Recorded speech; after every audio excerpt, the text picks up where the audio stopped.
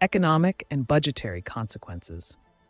Reducing Medicaid by nearly $1 trillion over 10 years could slow overall economic growth, cost hundreds of thousands of jobs, and force states to balance their budgets by raising taxes or cutting other programs such as education, infrastructure, and public safety.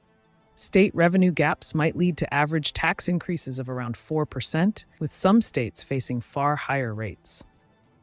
Broader health and social impacts. Beyond coverage numbers, these cuts risk worsening health disparities, straining mental health and substance use services, and increasing reliance on costly emergency care.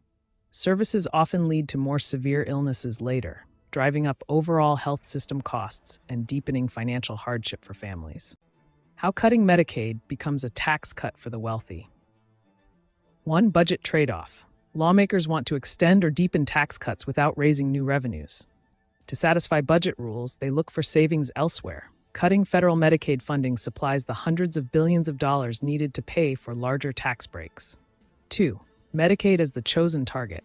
Medicaid serves low-income families, seniors, people with disabilities, and pregnant women. Because it is jointly funded by Washington and the states, and because its beneficiaries lack strong lobbying power, it becomes an easier program to reduce than more popular ones.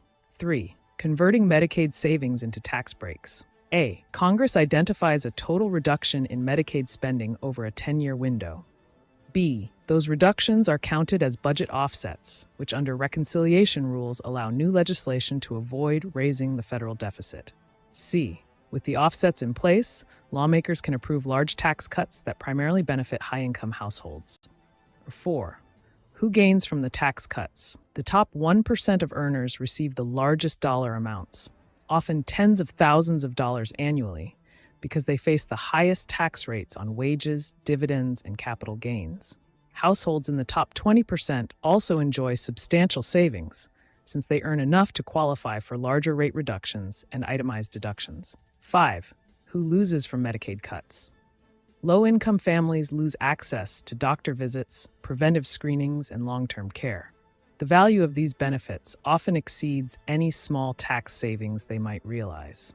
People with disabilities and seniors for whom Medicaid pays nursing facility or in-home care face higher out-of-pocket costs and may see services reduced or eliminated.